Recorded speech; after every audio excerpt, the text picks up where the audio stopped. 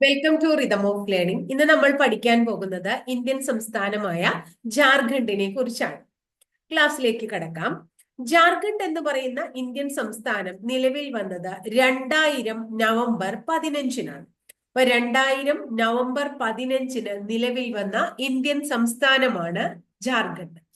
ഇന്ത്യയുടെ ധാതു സംസ്ഥാനം എന്നറിയപ്പെടുന്നത് ജാർഖണ്ഡാണ്. ഇന്ത്യയുടെ ധാതു സംസ്ഥാനം എന്ന പേരിൽ അറിയപ്പെടുന്നത് ജാർഖണ്ഡാണ്. ആദിവാസികളുടെ ഭൂമി എന്നറിയപ്പെടുന്നതും ജാർഖണ്ഡാണ്. അപ്പൊ ഇന്ത്യയുടെ ധാതു സംസ്ഥാനം എന്ന പേരിൽ അറിയപ്പെടുന്നു, ആദിവാസികളുടെ ഭൂമി എന്ന പേരിൽ അറിയപ്പെടുന്നതും ജാർഖണ്ഡ് തന്നെയാണ്. അപ്പൊ ഈ ആദിവാസികളുടെ ഭൂമി എന്ന പേരിൽ അറിയപ്പെടുന്ന സംസ്ഥാനമാണ് ജാർഖണ്ഡ് എന്ന് പറയുമ്പോൾ ആ ജാർഖണ്ഡിലുള്ള പ്രധാന ആദിവാസി വിഭാഗങ്ങൾ ഏതൊക്കെയാന്ന് നമുക്ക് പഠിക്കണ്ടേ. പ്രധാന ആദിവാസി വിഭാഗങ്ങൾ സാന്താള്, മുണ്ട, ഒറോൺ, കർമാലി തുടങ്ങിയവയാണ്. ഏതൊക്കെയാണ്? സാന്താള്, മുണ്ട. സാന്താൾ കലാപത്തെ കുറിച്ച് കേട്ടിട്ടുണ്ട്. മുണ്ട, ബിർസ മുണ്ടയെ കുറിച്ച് നിങ്ങൾ കേട്ടിട്ടുണ്ട്. അപ്പൊ അത് രണ്ടും നമുക്ക് ബുദ്ധിമുട്ടില്ല മനസ്സിലാക്കാൻ, അല്ലെ? അപ്പൊ സാന്താളും മുണ്ടയും. പിന്നെ അടുത്തത് ഏതാ? ഒറോൺ. ഒറോൺ എന്ന് പറയുന്നതും ഇവിടുത്തെ ഒരു ആദിവാസി വിഭാഗമാണ് കേട്ടോ. അതുപോലെ തന്നെ കർമാലി. ഏതാ? കർമാലി. അപ്പൊ സാന്താള്, മുണ്ട, ഒറോൺ, കർമാലി തുടങ്ങിയവ ഇവിടുത്തെ ആദിവാസി വിഭാഗങ്ങളാണ് എന്ന് ഓർത്തു വെക്കുക. ആദിവാസി വിഭാഗങ്ങളുമായിട്ട് റിലേറ്റഡ് ആയിട്ട് മറ്റു ഫാക്ട്സിലേക്ക് നമുക്ക് പിന്നീട് വരാം.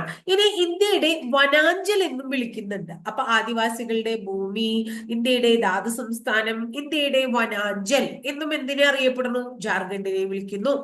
ഇന്ത്യൻ ചക്രവാളത്തിലെ ഉദയസൂര്യൻ എന്നറിയപ്പെടുന്ന സംസ്ഥാനം. ഇന്ത്യൻ ചക്രവാളത്തിലെ ഉദയസൂര്യൻ. അപ്പൊ ജാർഖണ്ഡിന്റെ വിശേഷണങ്ങൾ ഒന്നും കൂടെ പറയാം. ഇന്ത്യൻ ചക്രവാളത്തിലെ ഉദയസൂര്യനാണ്, ആദിവാസികളുടെ ഭൂമിയാണ്, ഇന്ത്യയുടെ ധാതു സംസ്ഥാനമാണ്, ഇന്ത്യയുടെ വനാഞ്ചലാണ്. നമ്മൾ പറഞ്ഞു 2000 നവംബർ 15 നിലവിൽ വന്ന സംസ്ഥാനമാണ്. അവിടെ സാന്താള്, മുണ്ട, ഒറോൺ, കർമാലി തുടങ്ങിയ ആദിവാസി വിഭാഗങ്ങളെ കാണപ്പെടുന്നു. ഇനി ഇവരുടെ, അതായത് ഈ സംസ്ഥാനത്തിന്റെ, ജാർഖണ്ഡ് സംസ്ഥാനത്തിന്റെ തലസ്ഥാനം ഏതാന്ന് ചോദിച്ചാൽ റാഞ്ചിയാണ്. ഏതാണ് തലസ്ഥാനം? റാഞ്ചി. ഈ തലസ്ഥാനത്ത് തന്നെയാണ് ജാർഖണ്ഡിന്റെ ഹൈക്കോടതി ഉള്ളത്. അപ്പൊ ജാർഖണ്ഡിന്റെ തലസ്ഥാന റാഞ്ചിയാണ്, ജാർഖണ്ഡിന്റെ ഹൈക്കോടതിയും ഏത് തന്നെയാണ്? റാഞ്ചി തന്നെയാണ് എന്ന് ഓർത്തു വെക്കുക കേട്ടോ. ഇനി അടുത്തത്, ജാർഖണ്ഡിന്റെ ഔദ്യോഗിക പുഷ്പം ഏതാന്ന് ചോദിച്ചാൽ ഉത്തരം നമ്മൾ പലാഷ് എന്ന് പറയും. ഔദ്യോഗിക പുഷ്പം ഏതാണ്? പലാഷ് എന്നാണ് ഔദ്യോഗിക പുഷ്പത്തിന്റെ പേര്. ഔദ്യോഗിക മൃഗം ആനയാണ്. അപ്പൊ കേരളത്തിന്റെ ഔദ്യോഗിക മൃഗം തന്നെയാണ് ജാർഖണ്ഡിന്റെയും ഔദ്യോഗിക മൃഗം ആനയാണ്. പിന്നെ ഔദ്യോഗിക പക്ഷി കുയിലാണ്. ജാർഖണ്ഡിന്റെ ഔദ്യോഗിക പക്ഷി ഏതാണ്? കുയിലാണ്. ഇനി ജാർഖണ്ഡിന്റെ പൊതുവായിട്ടുള്ള കുറച്ച് സവിശേഷതകൾ നമുക്ക് പഠിക്കാം. ഇന്ത്യയിൽ ആദ്യമായിട്ട് നിക്കൽ ഉൽപാദന കേന്ദ്രം സ്ഥിതി ചെയ്ത സംസ്ഥാനം. ഇന്ത്യയിലെ ആദ്യത്തെ നിക്കൽ പ്രൊഡക്ഷൻ സെന്റർ, ഇന്ത്യയിൽ ആദ്യമായിട്ട് ഒരു നിക്കൽ പ്രൊഡക്ഷൻ സെന്റർ തുടങ്ങിയത് ഏത് സംസ്ഥാനത്താണ്? ജാർഖണ്ഡിലാണ്. അതുപോലെ മണ്ണെണ്ണ, നമുക്ക് റേഷൻ കടയിൽ നിന്ന് കിട്ടുന്ന മണ്ണെണ്ണ, അരി, അങ്ങനെയുള്ള സാധനങ്ങളൊക്കെ ഉണ്ടല്ലോ, ആ മണ്ണെണ്ണയ്ക്ക് സബ്സിഡി ബാങ്ക് വഴി നൽകുന്ന ആദ്യ ഇന്ത്യൻ സംസ്ഥാനം. അപ്പൊ മണ്ണെണ്ണയ്ക്ക് സബ്സിഡി ബാങ്ക് വഴി നൽകുന്ന ആദ്യ ഇന്ത്യൻ സംസ്ഥാനം ഏതാന്ന് ചോദിച്ചു കഴിഞ്ഞാൽ നമ്മൾ ഏതാ പറയാ? ജാർഖണ്ഡ് തന്നെ പറയണം. അതുപോലെ ബ്ലോക്ക് ചെയിൻ എന്ന് പറയുന്ന സംവിധാനത്തിലൂടെ വിത്ത് വിതരണം നടത്തിയ ആദ്യ ഇന്ത്യൻ സംസ്ഥാനം ഏതാന്ന് ചോദിച്ചു കഴിഞ്ഞാലും ഏതാണ്? ജാർഖണ്ഡാണ്. ബ്ലോക്ക് ചെയിൻ സംവിധാനത്തിലൂടെ വിത്ത് വിതരണം നടത്തിയ ആദ്യ ഇന്ത്യൻ സംസ്ഥാനം ഏതാണ്? ജാർഖണ്ഡാണ്. ഇനി വിധവകളുടെ ഒരു സാമൂഹിക ഉന്നമനമൊക്കെ ലക്ഷ്യമിട്ട് ഭീമറാവു അംബേദ്കർ ആവാസ് യോജന എന്ന് പറയുന്ന പ്രോജക്റ്റ് നിലവിൽ വന്ന സംസ്ഥാനം ജാർഖണ്ഡാണ്. അപ്പൊ ആരുടെ ഉന്നമനത്തിന് വേണ്ടിയിട്ടാണ് ഭീമറാവു അംബേദ്കർ ആവാസ് യോജന വന്നത്? വിധവകളുടെ ഉന്നമനത്തിന്, സാമൂഹിക ഉന്നമനത്തിന്. ഇനി ചോദിക്കാം, ഭീമറാവു അംബേദ്കർ ആവാസ് യോജന നിലവിൽ വന്ന ഇന്ത്യൻ സംസ്ഥാനം ഏതാണ്? ജാർഖണ്ഡാണ്. വിധവകളുടെ ഉന്നമനത്തിന് വേണ്ടി ഭീമറാവു അംബേദ്കർ ആവാസ് യോജന കൊണ്ടുവന്ന സംസ്ഥാനം ഏത്? പല രീതിയിലും ചോദിക്കാം. ജാർഖണ്ഡാണ് കേട്ടോ. അതുപോലെ തന്നെ നമ്മൾ മനുഷ്യർക്കാണ്, നമ്മളിവിടെയൊക്കെ നമുക്ക് മനുഷ്യർക്കാണ് ആധാർ കാർഡ് ഉള്ളത്. പശുക്കൾക്ക് പ്രത്യേകം ആധാർ കാർഡ് കൊണ്ടുവന്ന ആദ്യ ഇന്ത്യൻ സംസ്ഥാനവും ഏത് തന്നെയാണ്? ജാർഖണ്ഡാണ്. അപ്പൊ പശുക്കൾക്ക് ആധാർ കാർഡ് ഏർപ്പെടുത്തിയ സംസ്ഥാനം ഏതാന്ന് ചോദിച്ചാൽ അതിന്റെയും ഉത്തരം നമ്മൾ ഏത് തന്നെയാ പറയുന്നത്? ജാർഖണ്ഡ് തന്നെയാണ് പറയുന്നത്. ഇനി അടുത്തത് നമുക്ക് പ്രധാനപ്പെട്ട ജാർഖണ്ഡിലെ ഒരു സ്ഥലത്തെ കുറിച്ച് നമുക്ക് പറയാം. ജംഷഡ്പൂർ. നമുക്ക് എല്ലാവർക്കും അറിയുന്ന ഒരു സംഭവമാണ്. ഇന്ത്യയുടെ ആദ്യത്തെ ആസൂത്രിത വ്യാവസായിക നഗരമാണ് ജംഷഡ്പൂർ. നമ്മൾ കേട്ടിട്ടുള്ളതാണ്, പലപ്പോഴും പരീക്ഷയ്ക്ക് ചോദിച്ചിട്ടുള്ളതാണ്. ഇന്ത്യയിലെ ആദ്യത്തെ ആസൂത്രിത വ്യവസായ നഗരം എന്നറിയപ്പെടുന്നത് ഏതാണ്? ജംഷഡ്പൂർ ആണ്. ഈ ജംഷഡ്പൂർ തന്നെയാണ് ഇന്ത്യയിലെ ആദ്യത്തെ ISO സർട്ടിഫിക്കേഷൻ ലഭിച്ച നഗരം. അപ്പൊ ഇന്ത്യയിലെ ആദ്യത്തെ ISO സർട്ടിഫിക്കേഷൻ ലഭിച്ച നഗരം, ഇന്ത്യയിലെ ആദ്യത്തെ ആസൂത്രിത വ്യവസായ നഗരമൊക്കെയായ ജംഷഡ്പൂരിനെ ചുറ്റി ഒഴുകുന്ന നദിയുടെ പേര് സുവർണരേഖാ നദി എന്നാണ്. അപ്പൊ സുവർണരേഖാ നദി ഒഴുകുന്ന ഇന്ത്യൻ സംസ്ഥാനം ജാർഖണ്ഡ് ആണ്. സുവർണരേഖാ നദി ഏത് പ്രധാനപ്പെട്ട നഗരത്തെ എന്താ പറയുന്നത്, ചുറ്റി ഒഴുകുന്നു? ജാർഖണ്ഡിലെ ജംഷഡ്പൂരിനെ ചുറ്റി ഒഴുകുന്നു സുവർണരേഖാ നദി. ഇനി അടുത്തത് ഇന്ത്യയുടെ പിറ്റ്സ്ബർഗ് എന്നും അതുപോലെ തന്നെ സ്റ്റീൽ സിറ്റി ഓഫ് ഇന്ത്യ എന്നും അറിയപ്പെടുന്നത് ജംഷഡ്പൂരാണ്. അപ്പൊ ജംഷഡ്പൂരിന്റെ രണ്ട് പ്രത്യേകതകൾ പറയൂ. ഇന്ത്യയുടെ പിറ്റ്സ്ബർഗ് എന്നറിയപ്പെടുന്നത് ജംഷഡ്പൂരാണ്. സ്റ്റീൽ സിറ്റി ഓഫ് ഇന്ത്യ എന്നറിയപ്പെടുന്നത് ഏതാണ്? ജംഷഡ്പൂരാണ് എന്ന് ഓർക്കാം. അതുപോലെ ഇന്ത്യയുടെ ഉരുക്ക് നഗരം എന്ന പേരുണ്ട്. അപ്പൊ സ്റ്റീൽ സിറ്റി ഓഫ് ഇന്ത്യ, ഇന്ത്യയുടെ ഉരുക്ക് നഗരം, ഇന്ത്യയുടെ പിറ്റ്സ്ബർഗ്, അതുപോലെ ഇന്ത്യയിൽ ആദ്യമായിട്ട് ISO സർട്ടിഫിക്കേഷൻ ലഭിച്ച നഗരം, അല്ലെ, ഇന്ത്യയിൽ ആദ്യത്തെ ആസൂത്രിത വ്യവസായ നഗരം, ഇതൊക്കെ ഏതന്നെയാണ്? നമ്മുടെ ജംഷഡ്പൂർ ആണ്. ഇനി ഈ ജാർഖണ്ഡിൽ ഏറ്റവും വലിയ സിറ്റി ചോദിച്ചു കഴിഞ്ഞാലും ജംഷഡ്പൂർ ആണ്. Largest city in Jharkhand. അതൊക്കെ ചോദിക്കാൻ സാധ്യത കുറവാണ്, എന്നാലും നമ്മളൊന്ന് മനസ്സിലാക്കുക. ഒഴുകുന്ന നദി ഏതാണെന്ന് പറഞ്ഞത്? സുവർണരേഖയാണെന്ന് ഓർക്കണം. ഇനി നമുക്ക് എല്ലാവർക്കും പരീക്ഷയ്ക്ക് ചോദിച്ചിട്ട് പരിചയമുള്ള ഒരു ചോദ്യമാണ് ടാറ്റ സ്റ്റീൽ പ്ലാന്റ്. 1907 സ്ഥാപിതമായിട്ടുള്ള സ്റ്റീൽ പ്ലാന്റ് ആണ് ടാറ്റ സ്റ്റീൽ പ്ലാന്റ്. അത് ഇന്ത്യയിലെ ആദ്യത്തെ സ്റ്റീൽ പ്ലാന്റ് ആണ്. ഇത് എവിടെയാണ്? ജംഷഡ്പൂരിലാണ്. അപ്പൊ ഇന്ത്യയിലെ ആദ്യത്തെ സ്റ്റീൽ പ്ലാന്റ് ആയ ടാറ്റ സ്റ്റീൽ പ്ലാന്റ് 1907 നിലവിൽ വന്നത് ജാർഖണ്ഡിലെ ഏറ്റവും വലിയ നഗരായ ജംഷഡ്പൂരിലാണ് എന്ന് ഓർത്തു വെക്കുക കേട്ടോ. അതുപോലെ തന്നെ ജാർഖണ്ഡിലെ നാഷണൽ മെറ്റലർജി ലബോറട്ടറി ജംഷഡ്പൂരിലാണ്. National metallurgy laboratory Jaduguda uranium ഖനി. അപ്പൊ ജാദുഗുഡ എന്ന യുറേനിയം ഖനിയും നാഷണൽ മെറ്റലർജി ലാബോറട്ടറിയും എവിടെ കാണപ്പെടുന്നു? ജംഷഡ്പൂരിൽ കാണപ്പെടുന്നു. അപ്പൊ ജംഷഡ്പൂരിനെ ഒന്നും കൂടെ പറയൂ, എന്താണ്? ജംഷഡ്പൂർ ജാർഖണ്ഡിലെ ഏറ്റവും വലിയ നഗരാണ്. ജംഷഡ്പൂരിനെ ചുറ്റി ഒഴുകുന്ന നദി സുവർണരേഖയാണ്. ഇന്ത്യയിൽ ആദ്യമായിട്ട് ISO സർട്ടിഫിക്കേഷൻ ലഭിച്ച നഗരാണ്. ഇന്ത്യയിലെ ആദ്യത്തെ ആസൂത്രിത വ്യാവസായിക നഗരാണ്.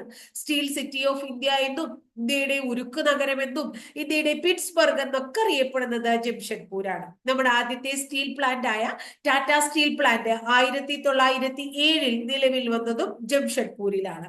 നാഷണൽ മെറ്റലർജിക്കൽ ലാബോറട്ടറിയും ജദുഗുഡ യുറേനിയം ഖനിയും എവിടെ കാണപ്പെടുന്നു? ജംഷഡ്പൂരിൽ കാണപ്പെടുന്നു. ഇനി നേരത്തെ നമ്മൾ പറഞ്ഞു, അതായത് ജാർഖണ്ഡിലെ സാന്താള്, മുണ്ട, ഒറോൺ, കർമാലി എന്നിങ്ങനെ വിഭാഗങ്ങളുണ്ട്. അപ്പൊ നമ്മൾ ഒരു കാര്യം ഓർത്തു വെക്കേണ്ടത്, സാന്താൾ എന്ന് പറയുന്നത് ജാർഖണ്ഡിലെ പ്രധാന ആദിവാസി വിഭാഗമാണ്. ഈ പ്രധാനപ്പെട്ട ആദിവാസി വിഭാഗത്തിന്റെ ഭാഷ അതെന്തായിരിക്കും? സാന്താളി ഭാഷയാണ്. സാന്താളി നമുക്കറിയാൻ ബുദ്ധിമുട്ടില്ല. പക്ഷേ ആദ്യ ഇന്ത്യൻ ആദിവാസി ഭാഷ എന്ന് ചോദിച്ചു കഴിഞ്ഞാൽ സാന്താളി ഭാഷ പറയണം. അപ്പൊ സാന്താൾ വിഭാഗക്കാരുടെ ഭാഷ സാന്താളി എന്നല്ല പരീക്ഷയ്ക്ക് ചോദിക്കുക. അത് നമുക്ക് ഉത്തരം പെട്ടെന്ന് കിട്ടുന്നതാണ്. അപ്പൊ ചോദിക്കുക ഇങ്ങനെയായിരിക്കും, ഇന്ത്യയിലെ ആദ്യത്തെ ആദിവാസി ഭാഷയുടെ പേരെന്ത്? എന്താണ്? സാന്താളി ഭാഷ എന്നാണ് പേര്. ഇതിന് ഒരു ലിപി ഉണ്ട്. ഭാഷകൾക്കൊക്കെ ലിപി ഉണ്ടാവൂലോ. ലിപിയുടെ പേര് ഓൾ ചിക്കി എന്നാണ്. ഓൾ ചിക്കി. എന്താ? ഓൾ ചിക്കി. അപ്പൊ ഓൾ ചിക്കി എന്ന ലിപി ഏത് ഭാഷയുടെ ലിപിയാണ്? സാന്താളി ഭാഷയുടെ ലിപിയാണ്. നോക്കുക. ഇനി നമ്മൾ ഹിസ്റ്ററിയിൽ പഠിച്ചിട്ടുണ്ട്, 1855 ബ്രിട്ടീഷ് ഇന്ത്യയിലെ ഏറ്റവും വലിയ ആദിവാസി കലാപമായ സാന്താൾ കലാപം ഉണ്ടായിട്ടുള്ളത് എന്ന് പഠിച്ചിട്ടുണ്ട്. ഈ സാന്താൾ കലാപം ഉണ്ടല്ലോ, ആ കലാപത്തിന്റെ പ്രധാനപ്പെട്ട രണ്ട് നേതാക്കള് സിദ്ധുവും കാനുവുമായിരുന്നു. അപ്പൊ സിദ്ധു, കാനു എന്ന് പറയുന്ന രണ്ട് നേതാക്കളാണ് സാന്താൾ വിഭാഗത്തിലെ ഈ കലാപത്തിന് നേതൃത്വം നൽകിയത്. ഇന്ത്യയിലെ ഏറ്റവും വലിയ, ബ്രിട്ടീഷ് ഇന്ത്യയിലെ ഏറ്റവും വലിയ ആദിവാസി കലാപത്തിന് നേതൃത്വം നൽകിയത്. അപ്പോ ഇത്രയാണ് സാന്താളുമായിട്ട് റിലേറ്റഡ് ആയിട്ട് പഠിക്കാവുന്നത്. സാന്താള് കഴിഞ്ഞ അടുത്തത് നമ്മൾ എന്താ പറഞ്ഞത്? മുണ്ട എന്ന് പറയുന്ന വിഭാഗത്തെ കുറിച്ചാ പറഞ്ഞത്. അപ്പൊ നമുക്കറിയാലോ, ബിർസ മുണ്ട വളരെ പ്രശസ്തനായിട്ടുള്ള ഒരു ഗോത്ര നേതാവാണ്. അദ്ദേഹത്തിന്റെ പ്രത്യേകത, അദ്ദേഹത്തെ ലോകത്തിന്റെ പിതാവ് എന്ന് വിളിക്കുന്നു. ഇത്രേ, ലോകത്തിന്റെ പിതാവ് എന്ന് മാത്രമല്ല, ദൈവത്തിന്റെ അവതാരം. അപ്പൊ ലോകത്തിന്റെ പിതാവ്, ദൈവത്തിന്റെ അവതാരം എന്നൊക്കെ അറിയപ്പെടുന്ന ഒരു ആദിവാസി നേതാവ് അല്ലെങ്കിൽ ഗോത്ര വിഭാഗ നേതാവ് എന്നൊക്കെ പറഞ്ഞു കഴിഞ്ഞാൽ നമ്മള് ബിർസ മുണ്ട എന്ന് പറയുന്ന വ്യക്തിയെ ഓർക്കുക കേട്ടോ.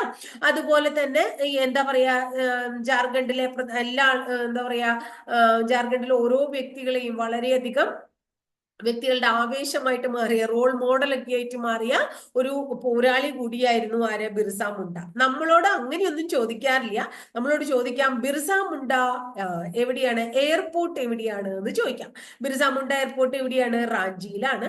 ബിർസ മുണ്ട പാർക്കും എവിടെയാണ്? ബിർസ മുണ്ട പാർക്കും ഉണ്ട്. അപ്പൊ ബിർസ മുണ്ട എയർപോർട്ടും ഉണ്ട്, ബിർസ മുണ്ട പാർക്കും ഉണ്ട്. ബിർസ മുണ്ട പാർക്ക് ധൻബാദിലാണ്. അപ്പൊ ബിർസ മുണ്ട എന്ന് പറയുന്ന പാർക്ക് ധൻബാദിലാണ്. ബിർസ മുണ്ട എന്ന് പറയുന്ന വിമാനത്താവളം റാഞ്ചിയിലാണ്. ബിർസ മുണ്ട വിമാനത്താവളം റാഞ്ചിയിലാണ്. അപ്പൊ റാഞ്ചിയെ കുറിച്ച് പഠിക്കുമ്പോൾ ബിർസ മുണ്ട എന്ന് പറയുന്ന ഒരു വിമാനത്താവളം റാഞ്ചിയിലുണ്ട്.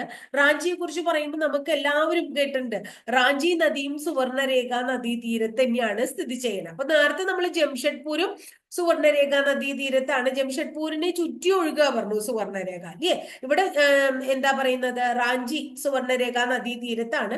വെള്ളച്ചാട്ടങ്ങളുടെ നഗരം എന്ന് വിളിക്കുന്നു. അപ്പൊ ബിർസ മുണ്ട എയർപോർട്ട് റാഞ്ചിയിലുണ്ട്, സുവർണരേഖ നദിയുടെ തീരത്താണ് റാഞ്ചി പറഞ്ഞു. വെള്ളച്ചാട്ടങ്ങളുടെ നഗരം എന്ന് വിളിക്കുന്നതും ഏതിന് തന്നെയാണ്? റാഞ്ചി തന്നെയാണ് എന്ന് ഓർക്കുക. ഇനി ഇവിടെ ഒരു അഗ്രികൾച്ചറൽ യൂണിവേഴ്സിറ്റി ഉണ്ട്. എവിടെ? റാഞ്ചിയില് കാങ്കെ എന്ന് പറയുന്ന സ്ഥലത്ത്. റാഞ്ചിയിൽ തന്നെ ഒരു ഉൾപ്രദേശമായ കാങ്കെ എന്ന് പറയുന്ന സ്ഥലത്ത് ബിർസ അഗ്രികൾച്ചറൽ യൂണിവേഴ്സിറ്റി.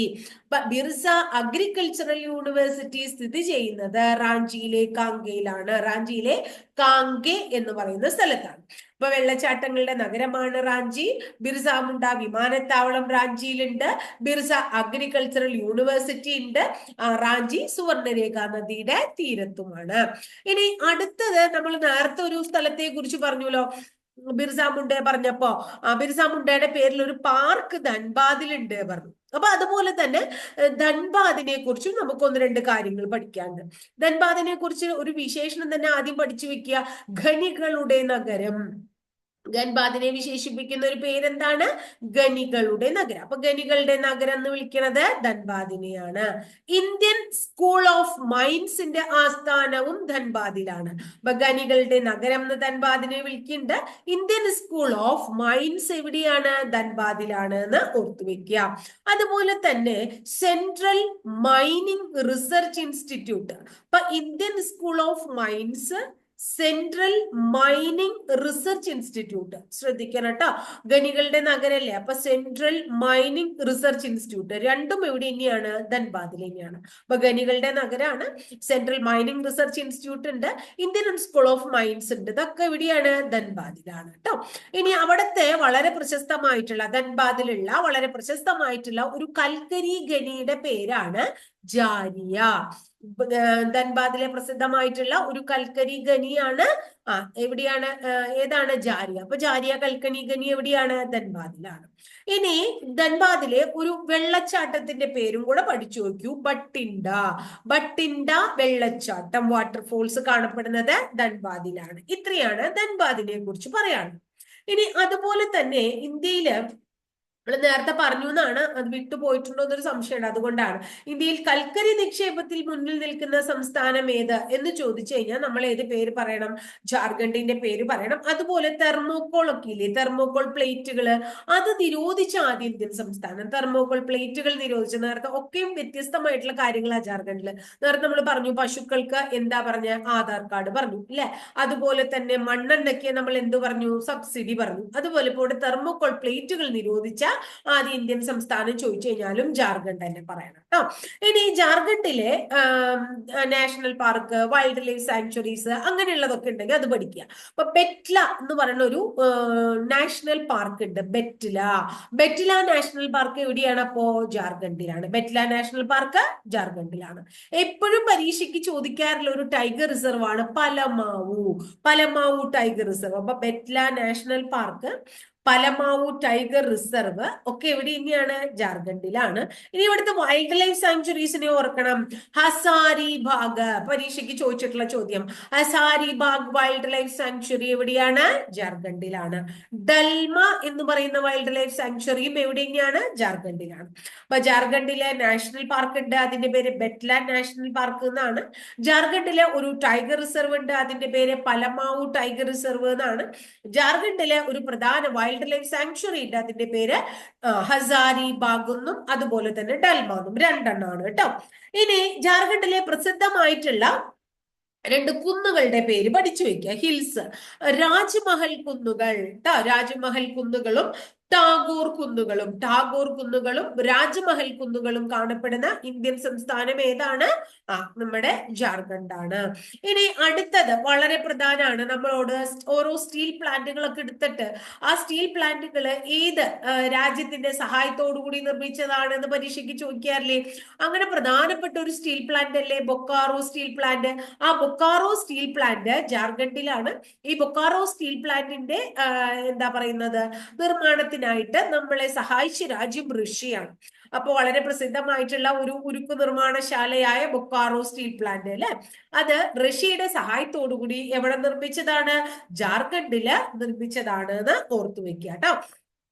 അതുപോലെ തന്നെ ഇവിടെ ഒരു സുവോളജിക്കൽ പാർക്ക് ഉണ്ട്. എവിടെ? നമ്മുടെ ജാർഖണ്ഡിലെ ജംഷഡ്പൂർ എന്ന് പറയുന്ന സ്ഥലത്താണ് ആ സുവോളജിക്കൽ പാർക്ക് സ്ഥിതി ചെയ്യുന്നത്. അതിന്റെ പേര് ടാറ്റ സ്റ്റീൽ സുവോളജിക്കൽ പാർക്ക് എന്നാണ്. അപ്പൊ ടാറ്റ സ്റ്റീൽ സുവോളജിക്കൽ പാർക്ക് സ്ഥിതി ചെയ്യുന്നത് എവിടെയാണ്? ജംഷഡ്പൂരാണ്. ടാറ്റ സ്റ്റീൽ സുവോളജിക്കൽ പാർക്ക് സ്ഥിതി ചെയ്യുന്നത് എവിടെയാണ്? ജംഷഡ്പൂരിലാണ് എന്ന് ഓർത്തു വെക്കണം.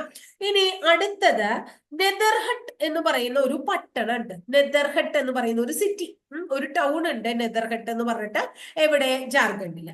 ആ നെതർഹട്ട് എന്ന് പറയുന്ന സിറ്റിയെ നമ്മൾ ഛോട്ടാ നാഗ്പൂരിന്റെ രാജ്ഞി എന്ന് വിളിക്കുന്നു. അപ്പൊ ഛോട്ടാ നാഗ്പൂരിന്റെ രാജ്ഞി എന്ന് വിളിക്കുമ്പോൾ ഈ ഛോട്ടാ നാഗ്പൂർ പീഠഭൂമി അപ്പൊ ജാർഖണ്ഡിലാന്ന് ക്ലിയർ ആയില്ലേ? അപ്പൊ ജാർഖണ്ഡിലാണ് ധാതു സമ്പത്തുകളുടെ കലവറയായിട്ടുള്ള ഛോട്ടാ നാഗ്പൂർ പീഠഭൂമി. ആ ഛോട്ടാ നാഗ്പൂരിന്റെ രാജ്ഞി എന്നറിയപ്പെടുന്നത് നെയ്തർഹട്ട് എന്ന് പറയുന്ന പട്ടണത്തെയാണ്. നെയ്തർഹട്ട് പട്ടണം ഛോട്ടാ നാഗ്പൂരിന്റെ രാജ്ഞിയാണ്. ഛോട്ടാ നാഗ്പൂർ പീഠഭൂമി, ധാതുക്കളുടെ കലവറ, ധാതു സമ്പത്തിന്റെ കലവറ എന്നൊക്കെ നമ്മള് ജോഗ്രഫിയിൽ പഠിക്കും. അതെവിടെയാണ്? ജാർഖണ്ഡിന്റെ ഭാഗമാണ് എന്ന് ഓർത്തു വെക്കണം. ഇനി ജോഗ്രഫി പറയുമ്പോൾ ജോഗ്രഫിയിലെ പ്രധാനപ്പെട്ട ഒരു ടോപ്പിക്കാണ് നദികൾ അല്ലെ. അപ്പൊ ഒരു നദി നമ്മൾ പഠിച്ചു, സുവർണരേഖ നദി എവിടെയാണ് എന്ന് പഠിച്ചു? ജാർഖണ്ഡിലാണ്. അതുപോലെ തന്നെ ദാമോദർ നദിയൊക്കെ ജാർഖണ്ഡിലൂടെ ഒഴുകുന്നുണ്ട്. ദാമോദർ ഗംഗാ നദികളൊക്കെ ജാർഖണ്ഡിലൂടെ ഒഴുകുന്നുണ്ട് എന്ന് ഓർക്കും.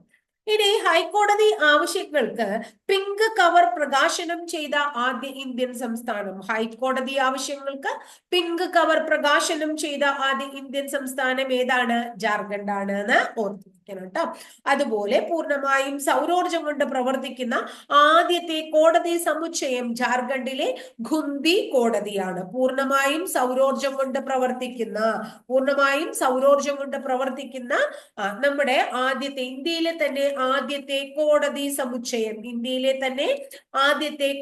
സമുച്ചയം കാണപ്പെടുന്നത് ജാർഖണ്ഡിലാണ്. ഖുന്തി കോർട്ടാണ്. എന്താണ്? ഖുന്തി കോർട്ടാണ് എന്ന് ഓർത്തു വെക്കാം. അപ്പൊ ഇത്രയാണ് ഇന്ത്യയില് 2000 നവംബർ 15 നിലവിൽ വന്ന ജാർഖണ്ഡ് എന്ന് പറയുന്ന സംസ്ഥാനത്തെ കുറിച്ച് പഠിക്കാനുള്ളത്. ഇന്ത്യൻ ചക്രവാളത്തിലെ ഉദയസൂര്യൻ, ആദിവാസികളുടെ ഭൂമി, ഇന്ത്യയുടെ ധാതു സംസ്ഥാനം, ഇന്ത്യയുടെ വനാഞ്ചൽ എന്നീ പേരുകളിലൊക്കെ അറിയപ്പെടുന്ന ജാർഖണ്ഡിനെ കുറിച്ചാണ് നമ്മളിന്ന് പഠിച്ചത്.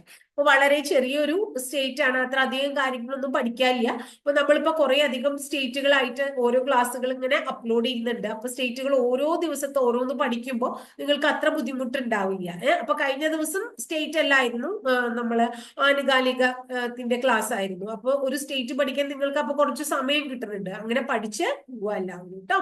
അപ്പൊ ക്ലാസ് ഒക്കെ ഇഷ്ടപ്പെട്ടു എന്ന് വിചാരിക്കണു. ഇഷ്ടപ്പെടുകയാണെങ്കിൽ തീർച്ചയായിട്ടും ഒന്ന് ലൈക്ക് ചെയ്യുക. അതുപോലെ തന്നെ നിങ്ങളുടെ കൂട്ടുകാരിലേക്ക് ഒന്ന് ഷെയർ ചെയ്യുക. ആദ്യമായിട്ട് ചാനൽ കാണുന്നവർ ചാനൽ ഒന്ന് സബ്സ്ക്രൈബ് ചെയ്യുക. അതോടൊപ്പം ആ ബെല്ലൈക്കൺ കൂടി ഒന്ന് എനേബിൾ ചെയ്യുമ്പോൾ ഞാൻ ഓരോ ദിവസം അപ്ലോഡ് ചെയ്യുന്ന വീഡിയോസ് കൃത്യമായിട്ട് നോട്ടിഫിക്കേഷൻ ആയിട്ട് നിങ്ങൾക്ക് ലഭിക്കുകയും ചെയ്യും. അപ്പൊ അടുത്ത ദിവസം വളരെ നല്ലൊരു ടോപ്പിക്കുമായി നമുക്ക് വീണ്ടും കാണാം കേട്ടോ.